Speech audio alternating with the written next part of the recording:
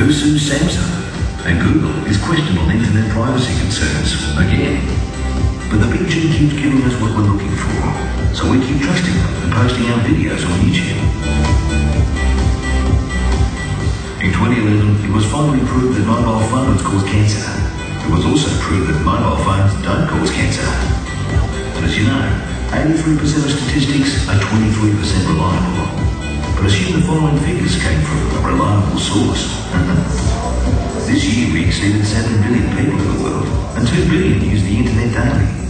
LinkedIn hit 150 million users and listed themselves on the stock exchange. 110 million LED TVs were built. It's over 300,000 TVs a day. And in September 2011, Telstra launched the 4G network. 5 minutes later, details were leaked on new 5G technologies. On October 4, Apple exceeded 250 million iOS devices, with consumers downloading 60 apps for every device sold. And on October 5, Steve Jobs died.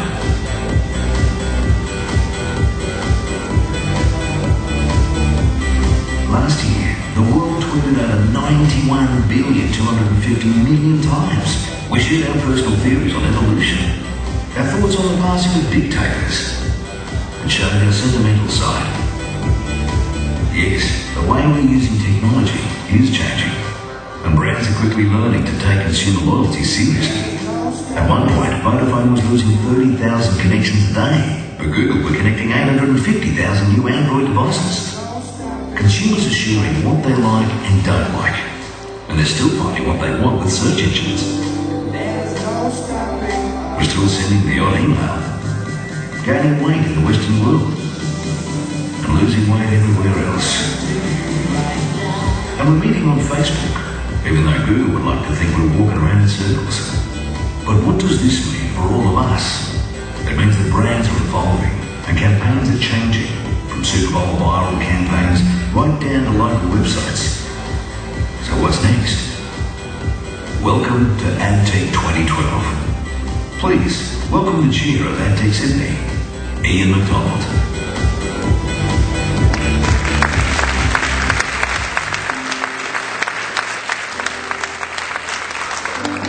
Good morning, everybody. Big thanks to Economy that put that video clip together. It's a good example of the community spirit of putting AdTech together every year. So many people contribute to this event. Right, let's just kick in. Let's have a look. Let's get to my slides somewhere. Come on, guys. It's a professional event. When you're ready. Okay, well, I'll just talk whilst they find my deck. We have Wi-Fi. Wi-Fi passwords are AdTech and AdTech. To get in, there we go. I'll find it here. Username AdTech, password AdTech. And the Twitter feed, #ATSID, which hopefully I think there are a lot of mobile phones in the audience this year, so please start using that. There's an app. If you did download it last year, you may find you have last year's content. So just delete the app, reload it, and you can see it's color-coded this year to get into those streams. On Twitter, we'll be giving away an iPad, not free, an iPad. The revolutionary new iPad. You see what they did there, revolutionary? Pretty good. So at the end of tomorrow, I think lunchtime, the most influential tweet we'll be giving an iPad to. Okay, so start tweeting with that hashtag. Have to use that hashtag for it to count. Alright. And I think that one of the reasons we're all still here is because we're all still learning. AdTech's an important part of getting to know what's on. And this year it's all going to be about the future, what's coming. And I think just over the last week we've had this, again, insight that amazing things can happen. The digital world still amazes us pretty quickly and how fast things can turn around. And how many people have watched the Keynote 2012 video? If you hadn't, obviously go and watch it. It's an amazing piece of work. And obviously they've been learning a lot this week with how the flip side can come around from the back of success. But how do I know?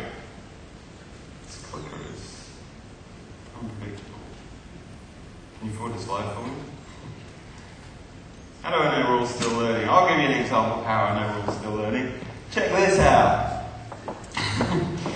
There are two things wrong with this. Of course, the QR code isn't actually going to work. And the second thing wrong with it is they probably shouldn't have used a QR code in the first place. And it's quite interesting when you think about it. We get this technology, but we all don't necessarily use things in the right way. This is from a blog called WTF QR Codes. It's probably my favourite blog at the moment. So look that up and I'll show you some more. You see, ING aren't the only culprit. eBay expects you to run alongside a moving bus, taking pictures of 3 QR codes, no less, in the space of a few seconds. It gets even worse when you look at it. Look at this. There's a minute little QR code on the other side of high voltage train tracks on the London Underground. What is going on? Now, of course, this gets even worse when you put this in the hands of creatives. What happens if you mix up creatives and a yogurt company? You get this. You see a few people trying to scan that. I think this is a good segue now. I do have to warn everybody about tomorrow, because tomorrow, on Thursday, we're in competition with Sexpo next door. So, if you see any guys in gimp outfits wandering in here, you might want to just point them down the other way, or you might want to follow them. Just for those ladies, there you go, if you want to know what's actually behind that. So technology doesn't always make things better. Putting QR codes on cows, I'm not quite sure what the logic behind that is. But again, we have to think about what technology is going to do for us, how it's going to work for us in advertising and marketing. But there's some good things to come in the next 12 months, and I think, again, AdTech this year is very much focused on what's coming and how we're going to be dealing with that this year. If we look, we're certainly these rumours about an Apple full HD TV coming out seem to be coming true and true as the day goes on. More excitingly, and I think if we all have to take one big bet, NFC technology, so tap and go technology in our phones. Apple was granted a week or so ago this patent for the iWallet, which looks like they're pretty much going to launch that with the iPhone 5. So exciting things to look to there. And there'll be a session on that late tomorrow afternoon, which shouldn't be missed, so stick around for that one. But again, it's not just about the things that we've got right now, it's the things that are coming. So this little thing that's plugged into the back of an iPhone is effectively an electronic nose that's been designed by NASA. So that detects methane, ammonia and chlorine in the air. And that's going to get more sophisticated and end up in consumer technology. So we'll actually have a virtual nose, full smelling how fresh food is and how good wine actually is when it comes down to it. So Woolies, the fresh food people, will actually be put to the test on the supermarket shelves at some stage. Of course, they're already one step ahead of us because they've now introduced cardboard food on the side of the train stations, which we can scan. But it's pretty cool to see brands doing this, and I don't think we actually see enough of this in Australia today. Of course, in London, with the Olympics coming up, we're seeing technologies surrounding everything. So these are the new bins. All have screens. I think that's got to be a fake because it says good service on all the different lines in London. Let's see if that happens in September. And some brands are doing some pretty interesting stuff. So here's a Mercedes and their invisible car. They put cameras on the other side of the car, focused it out, and LEDs on the other. Pretty cool clip if you haven't seen that already. But here's one of the problems that I think we still have in Australia a lot. This is a photo I took in a cinema not so long ago. And you can see there are two queues there. There's the guys that have green arrows above their heads and the guys with red. And guess what? The guys with red arrows are all the ones that bought their tickets online. And it kind of shows the disconnect, especially when you're charging extra for them to queue. You have to pay a booking fee to get the ticket. Now that doesn't make a lot of sense, and we have to come back to what the user experience is, and when the consumers are changing faster than we are, we have to really think hard about what we're doing as businesses and how we're solving their problems. Yeah, we're all still learning. So the next 2 days, we're going to talk a lot about this, everything that I've just alluded to. And this event has very much been designed by the industry. About 5 months ago, we had pretty much 60 people from all walks of the industry give their feedback on what was going to make a great show today and tomorrow. So 80 plus amazing speakers, and we had a better format. reduced the number of panel discussions. There's more one-to-ones. There's duos and single presentations. So I think the format itself is going to be a lot more interesting for everyone attending the streams. We've got the expo outside, we've got a theatre which is showing stuff all day long, and we've got Launchpad. And Launchpad is something where we've provided very cheap space for some upcoming businesses that we think are really pretty cool. So please check them out and support them. And tomorrow at 12 o'clock we've got a digital Young Guns shootout. So we put a fake brief out from V, the energy drink, and we had 33 entries from all advertising agencies, all sorts of young guns around Australia, and we have a live pitch, Vic Grew and transfer style on stage out on the expo floor tomorrow, so please check in on that. It should be good fun. Tonight, networking party, 6 p.m. Everyone's invited except Corey Worthington. And just to finish off, before we introduce our first keynote, Wi-Fi, @tech. Password, @tech, for those that can come in. And there's that hashtag. Right, pay attention, or it'll be the Facebook for you. Oh, the internet, you're so crazy. Right, we're now going to have Paul Cross from Responses introduce our first keynote. Enjoy the day, everyone, and thanks for attending.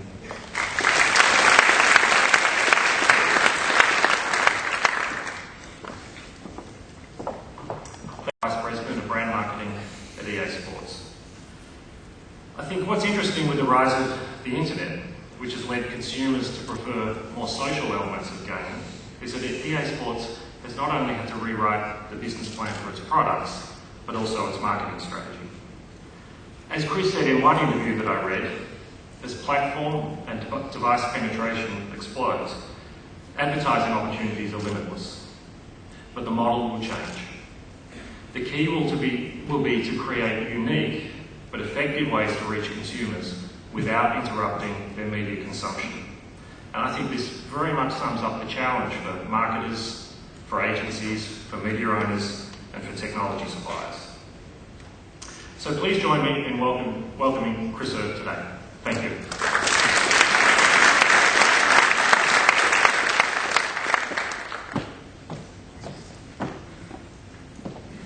Thanks for having me. It's my first time in the country, so I really appreciate the opportunity to come out and talk a little bit about what we do. To give you a little bit of background on myself, I've been at EA about 7 years. I ran the American football business for 5 years, what's known back in the States as Madden, which is a big franchise. We do a lot of other stuff, but really it's Madden.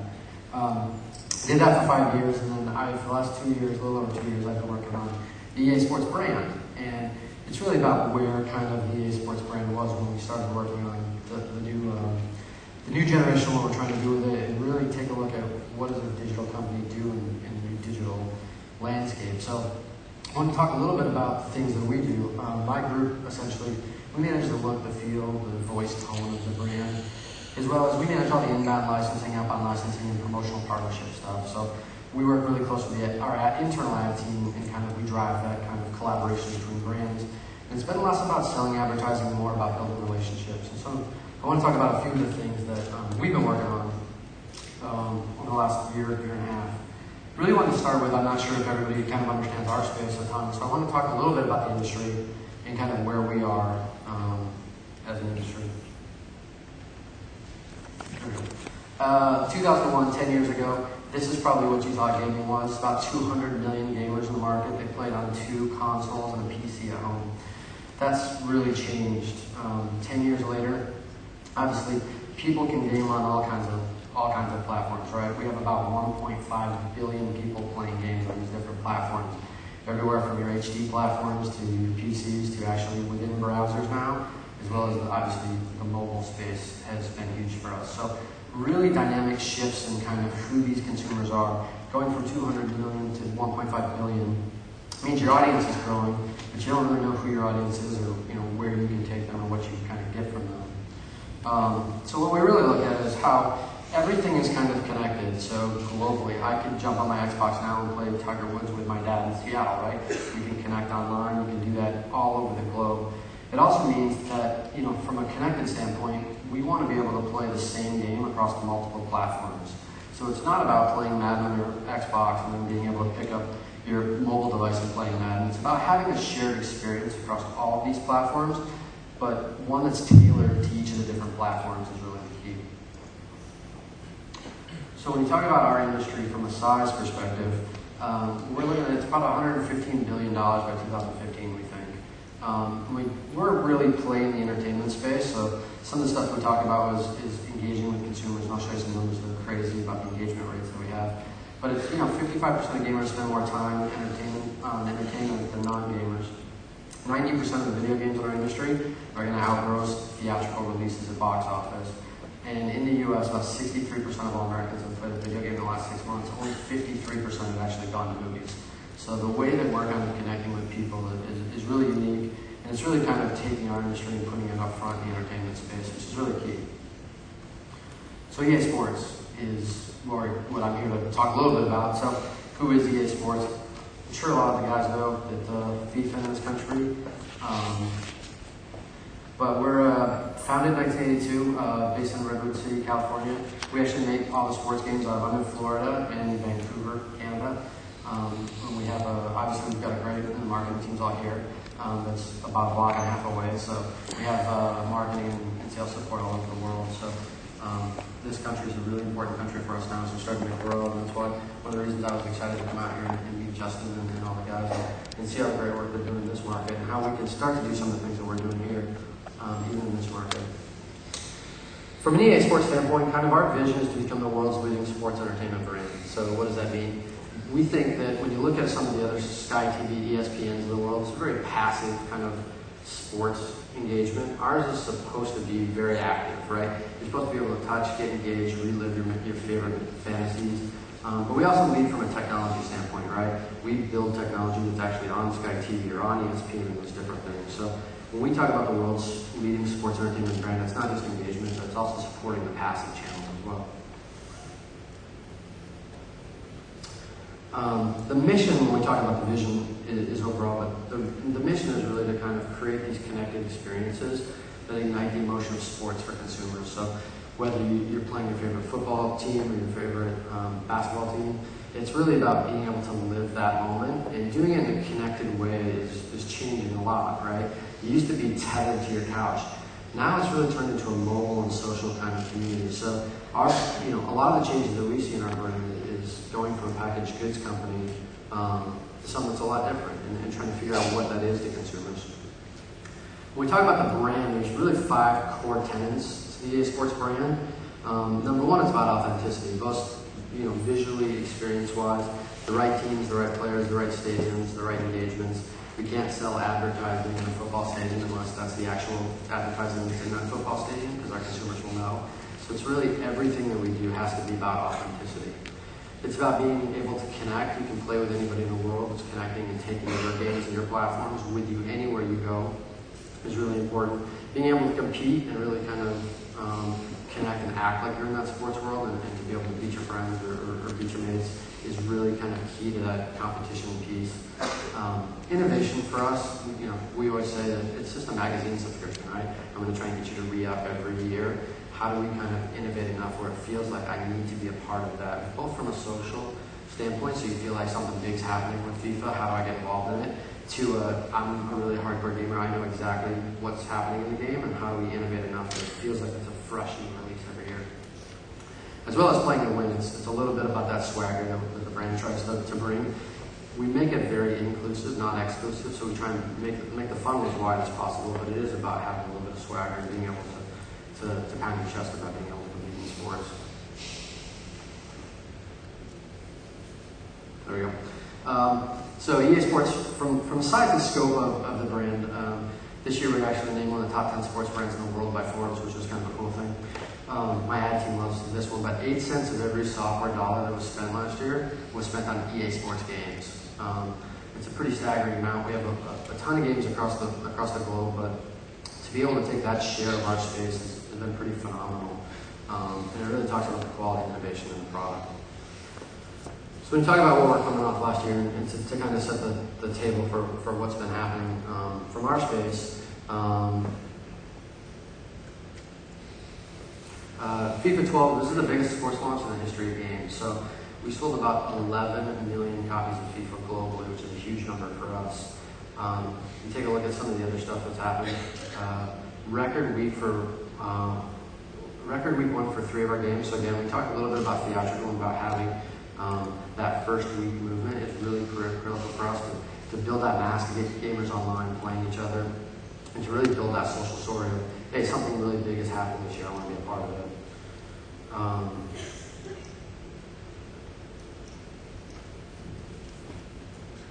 Where to point.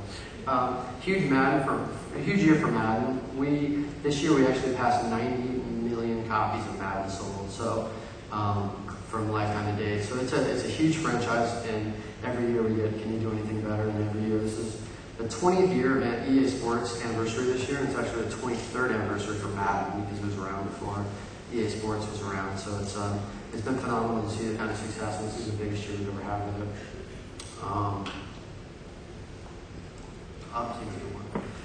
For the top 5 sports rated games in 2011. So obviously we have some competition in the space, but the quality and innovation that we've been driving is really kind of critical for us. So one of the things that, we're doing really well, we're selling lots of games, but it's really about the kind of consumer engagement, right? So when we talk about, the telemetry that's in our games, if someone asks me, hey, in Madden, on Tuesdays in December, how many people passed to the left in the third quarter? I could totally tell you that number. We track everything within our games. It's pretty amazing. Everybody actually plays on our servers, so when you're on Xbox or PlayStation, we actually track and kind of manage all that data ourselves.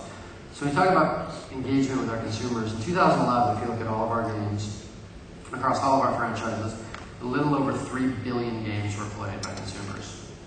And you take the minutes that they engaged with our brand, 140 billion minutes were played on our franchises last year.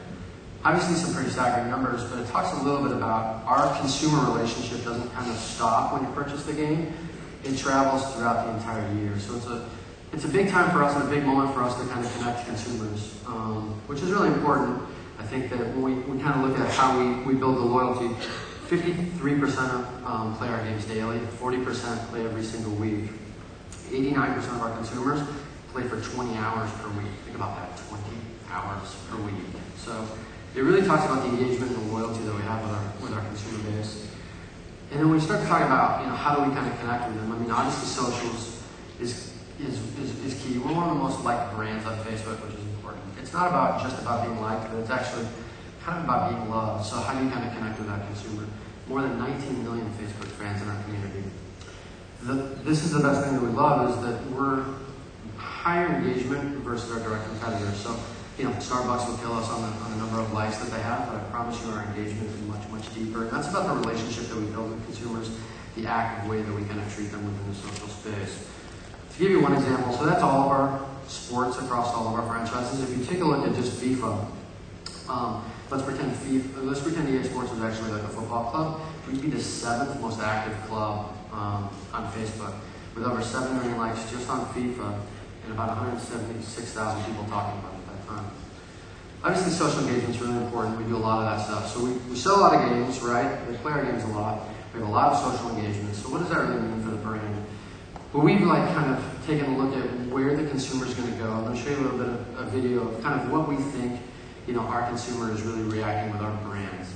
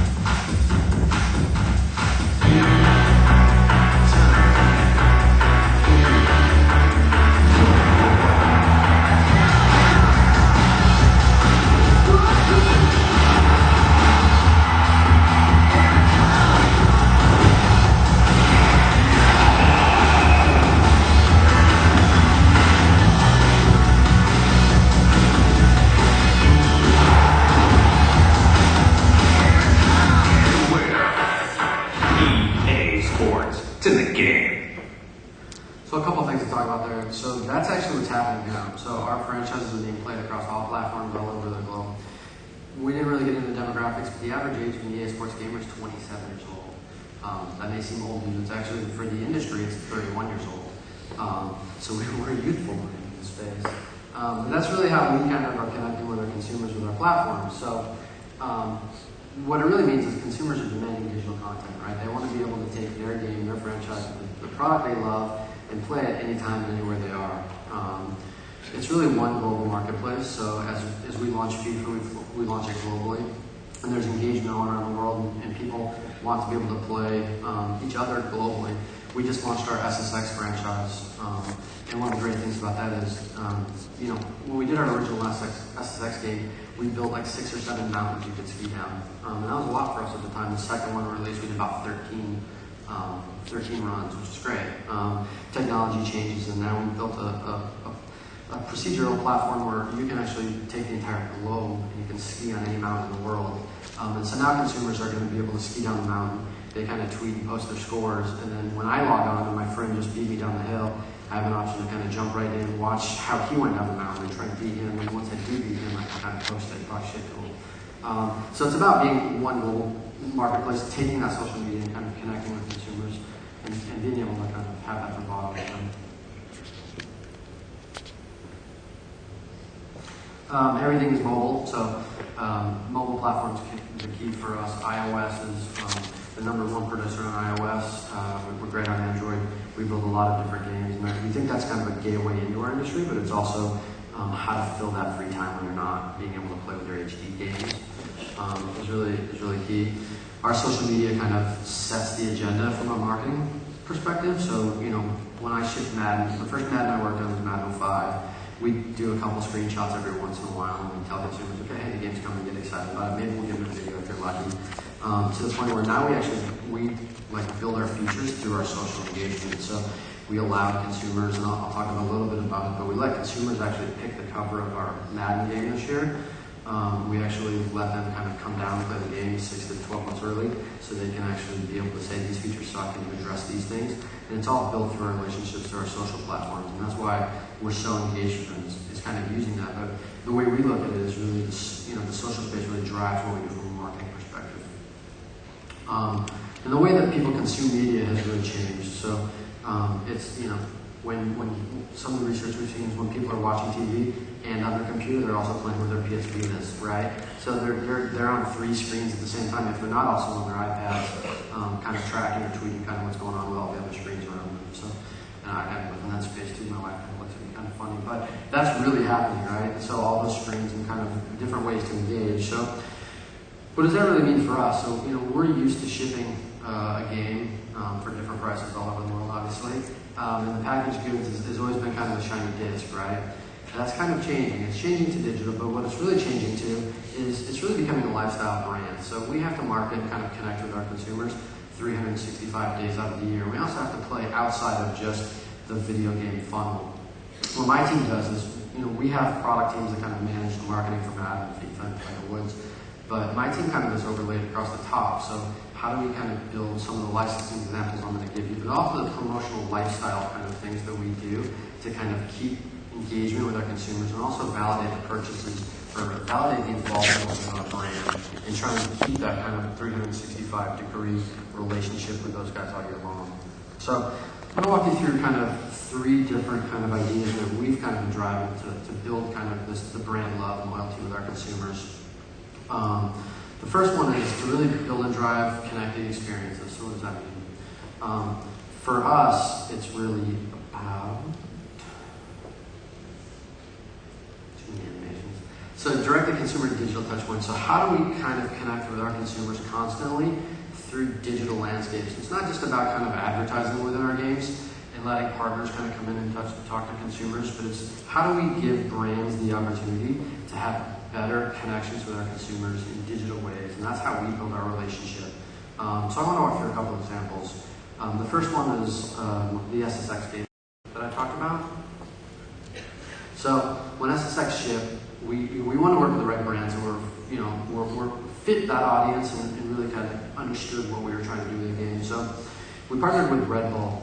We have a great relationship with Red Bull. And at the same time we were shipping SSX, they actually had this movie called The Art of Flight shipping. Our game's about snowboarding, and our movie's about snowboarding, so it kind of feels natural. Instead of just kind of doing kind of regular, kind of traditional marketing things, we talked about how do we kind of just change the conversation with consumers. How can we give consumers free content from my game so they have better experiences in our game, thanks to Red Bull? And how can we give people the access to see your movie and be able to see what Red Bull is all about through our game and through our platform? So the first thing we did was we collaborated on kind of a tour around, this is your typical way, but kind of connecting with consumers. So getting our game out there before you could buy it. You can actually play our game at all the theaters like 6 months before our game shipped, and you were seeing Art of Flight stuff. And then we built Art of Flight kind of content within our game where you can kind of download it for free. Social media. So we have exchange on the social media side. We'll tweet and we'll post about Art of Flight, and they'll talk about our games. And we actually built different kind of, we took the mountains from what's in their movie, and we actually built those runs through our game. So consumers could kind of, as you watch that movie, you could go back and play through some of those modes that were actually in our game. So you could see the mountains. So it's kind of a, you watch it and you could actually kind of play through it, which was pretty cool. We did a lot of co-branded advertising with it, but I think the biggest thing is we actually put Red Bull kind of in the game, and this is, again, just from an experience standpoint. Travis Rice was, he's the kind of the hero of the movie, and he's the first professional athlete that's ever been in our SSX game. So we actually built Travis's character within our game, as well as we put the Red Bull helicopters in the game. Again, no money exchange hands, but this is really about a relationship where we said, hey, how do we build kind of love for our brand by giving away content that normally we would charge for, right? We have, in our industry, we have a lot of downloadable content, so we'll ship a game and then, for $10, 6 months later, we'll give you some more content. What we want to do is give those consumers that content. Obviously, we want the money, but how do we find ways that we can kind of give it to our consumers for free and have partners kind of fund some of that stuff? The best example of that is our relationship with Coca-Cola. During the World Cup game, World Cup game launches obviously with the World Cup every 4 years. One of the issues that we had in the game last year is just from a funding perspective. We're doing FIFA and then we're doing World Cup at the same time, right? We had a great feature in the game that we really couldn't afford to fund, right? It was probably, when we build a list of this is how we're going to build a game, and then every week you start cutting features until you get to what you can really do and manage in a timeline and with the amount of people that you have. We had this one mode in the game that we really loved, but it wasn't going to make it. So what my team does is we went out to Coca-Cola and said, hey, we've got this great feature in the game. We don't want to sell you advertising. What you want to do is we want to get you to fund this element in our game. And what we'll do is we'll let consumers kind of experience it through your eyes. So the idea is every team that makes the World Cup makes it. They have this one special game, this one moment that got them into the World Cup. In the U.S., it was our game against Spain when we beat them 2-1. So what we want to do is drop consumers into the game, and we drop them into the U.S. versus Spain game in a 1-1 tie with about 17 minutes left. Can you score that? If you're in the U.S., can you score that goal to take the lead? Or if you're in Spain, hey, can you stop us from getting beat by the U.S.? How embarrassing. So we allow consumers to kind of have that experience. So I want to show you a little bit of video of kind of what that meant and what it looked like.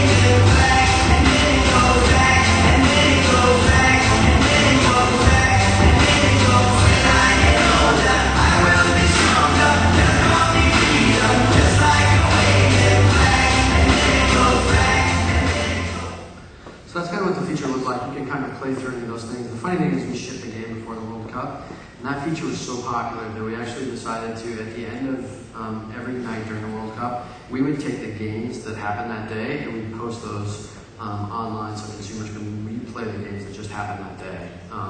it was all kind of funded through Coca-Cola. So obviously, we talk about Red Bull, where we kind of just exchanged assets and how we build that stuff. This is actually finding a partner that's going to actually come in and help us fund features for the games. And then they went out and kind of funded the modes so those things are all, you download the World Cup games every night for free because of Coca-Cola. So a good relationship and a good way that consumers really appreciated us not charging for that stuff. We got to tell a really good PR story of, hey, at the last minute we got to add this feature that you didn't know about. So just a really good example of how that all came together for FIFA. And I think the other one for us was the relationship that we have with Doritos in the States. So Doritos is a huge brand in the U.S. They're obviously an NFL sponsor. We did a lot of different things with them over the years. In 2011, for our 2011 game in 2010, we actually allowed their consumers to pick the cover of Madden. So the cover, who's going to be on the cover of Madden is always a huge story. A lot of NFL players want to be on the cover of Madden. It's kind of the modern day Sports Illustrated cover, Wheaties box kind of thing. So it's always a big deal. We actually kind of pulled back that curtain and allowed consumers to see how people kind of get on the cover. So we actually let them pick it. So that's the beginning of a good relationship with Doritos. And then we did some other small stuff, but what we really want to do is take advantage of 3D. And so we kind of created a mode, and you can see it kind of fuzzy, it's of Drew Brees. It's Madden in 3D. And so we actually built that onto the game, but it was completely locked on the game and nobody kind of knew it was there.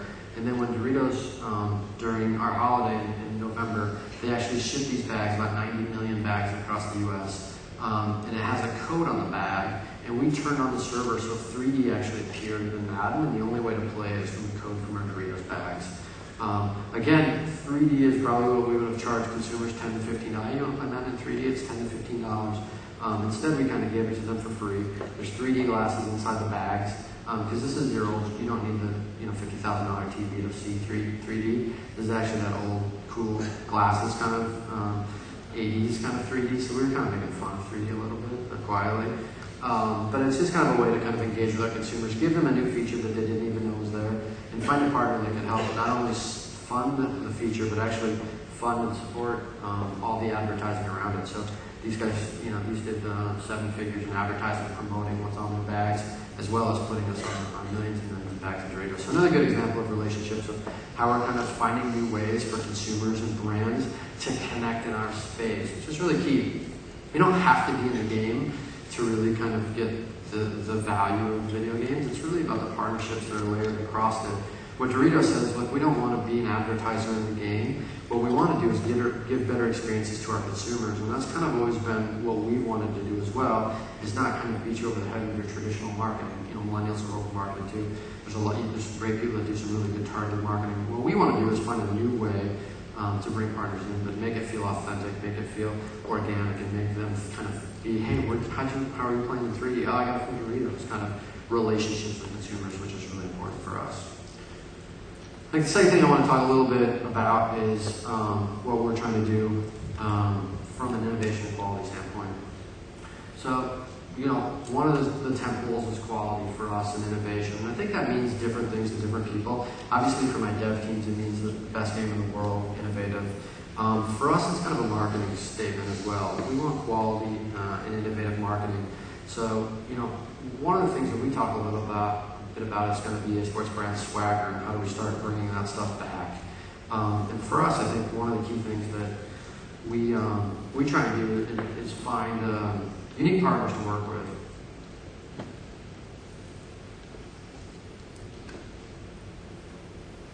Is there a receiver I should point to? There we go. Partner with signature brands, kind of increase brand awareness for us, and really kind of drive acquisition outside the category. So we've got these consumers, we've got a lot of them, they're all there. How do we kind of make EA Sports, in this new lifestyle perspective, how do we make our brand relevant outside this category to kind of build awareness and drive some of those things? So, we can do everything from, we have a great relationship with Nike. So, the shoe community is huge globally. Shoes are always the hottest things. How do we partner with a brand like Nike where we actually create custom shoes that are focused around our game? So, you take a look at the ones from Madden, those are did about 1,000 shoes. We let Nike sell them, we let Nike give them away. We don't really care what they do with them. They just need to build energy for us, build excitement for the game. So this, we get lots of advertising within our channels with video games and kind of entertainment space. You don't get a lot of advertising on the shoe channels, right? This is just one of the things that we do to kind of build awareness outside the category. The red shoes, those are actually Manny Pacquiao shoes that we built for our fight night game. So we got Manny to wear those pre-fight, and we kind of gave those away to consumers. And the college football ones are it's supposed to be like a Letterman's jacket, so little shoes with chenille. There's codes on the shoes to give you exclusive kind of content within the games. But again, just kind of building that kind of cool factor for EA Sports that we're kind of known for, but we haven't really used across, licensed products. New Era, so we just built a great relationship with New Era. This hat is our SSX hat. It was shipped the same day as their Linsanity hat, which is kind of funny. They posted us both on Facebook, and the Linsanity hat had like 1,500 likes and about 35 shares. The same day we posted ours, we had about 5,000 likes and we had about 150 shares. So we're very proud of that hat being the Linsanity hat, which is crazy phenomenon going on in the U.S.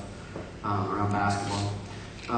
So we do that, and we start to build these licensing relationships, but we also kind of find the right partners to work with us in the right brand. So when we shipped our Grand Slam tennis game, we actually partnered with, you guys all know Stan Smith, Lacoste, Wilson, a lot of these great partners where we build these kind of cool kits that we can kind of give away socially. We give them to athletes, we get stuff tweeted about it. So it's about kind of aligning our product and our brand with other brands that kind of are very aspirational, kind of make people aware. This is the stuff that gets built on blog and bloggers talk about it. I didn't know tennis was coming out, so hopefully getting them to kind of engage with our brand in a different way. I think the third thing that we're trying to do is kind of really kind of connect to consumers is really important for us in different ways. So it's a digital world, but growing the audience and interactive experiences is really important. So we said, what does that mean for us? It's really about building physical, real-world spaces to get them to connect digitally. So, we started building experiential and interactive experiences last year. So, a couple examples of them. For the first time, we actually have built retail stores in the U.S. We built them at airports, and it's really about, we all travel, right? Traveling is pain, going through airports are pain. How do we kind of give our consumers like a really good experience for the 10 or 15 minutes they have at the airports? So we've opened up 3 stores so far this year. This is a licensed place, so we have partners that are helping fund this stuff for us. It's through a company called Parodies that does like Lacoste, they do Burberry, they do all of these kind of global kind of retail stores. So the EA Sports store is actually literally going there. There's like 30 TVs in there. You can there's Wi-Fi access for you, so you can jump online, check your emails. We have soft seating in the stores. And by the way, you can also play some games and buy some t-shirts. Most of the content in there is not EA Sports shirts or footballs or anything. It's very local. So this is an airport in Charlotte, North Carolina, and so we have their Cam Newton is their best football player. So we sell Cam Newton jerseys and basketball jerseys and hockey jerseys, and kind of give you a local flavor to the store to make it feel like it's local. Wrapped around kind of the idea of our game. So how do we give a really good experience like that? So that's a 5-minute experience that we can kind of get to consumers. We're actually started opening up bars, and we built a relationship with Carnival Cruise Lines last year. So we have 1 boat out now. We're in the middle of putting 3 more boats on the water. But now I've got this guy for 7 days, right? So he's on this boat. This is the only place where you can kind of watch sports in the boat. You can see the wall in the back is I think it's like 17 or 18 46-inch TVs, kind of all built into one screen, so people can sit at the bar and watch their match, watch college football games, watch basketball games, and play our games as well at the same time.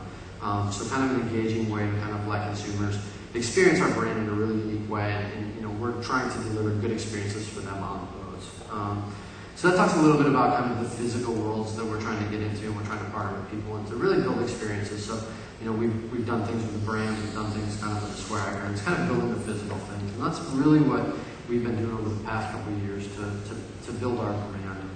So we talk about what we've kind of noticed and what's important to us when we work with consumers. It's really consumers who drive our marketing. We kind of listen to them on everything, and it's not reactive, it's interactive. So how do we kind of continue to have that dialogue with consumers, which is really important for us.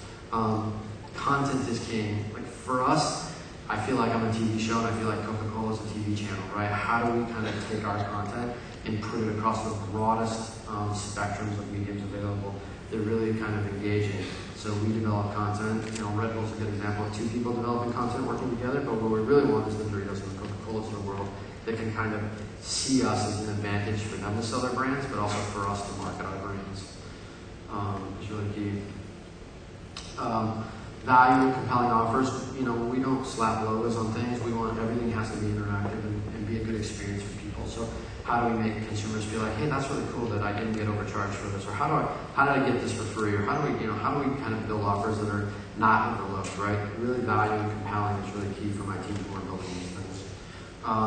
Authentic collaborations, like the tennis example, those are all real tennis partners, right? You've got Stan Smiths, you've got the Wilsons, you've got Babolat, you've got all the right people. So how do you continue to take what we do in our games authentic and build authentic relationships with brands that are out there? And then obviously the other thing is the offline experiences that are driving the online experiences. So don't think that you can't tweet from all of our stores, or you can kind of check in and get badges or build experiences around that, or tell people where you just watched your game on the Carnival Cruise Line ship. So all of those different things that we're building together, we feel like not one of those things is kind of the reason of where we're driving our business, but I think when you take a look at from a consumer's perspective across the landscape of all the different things we do, I think we want them to really kind of understand what we're trying to do and that we're there for them, kind of building better experiences for them. So I think that's it.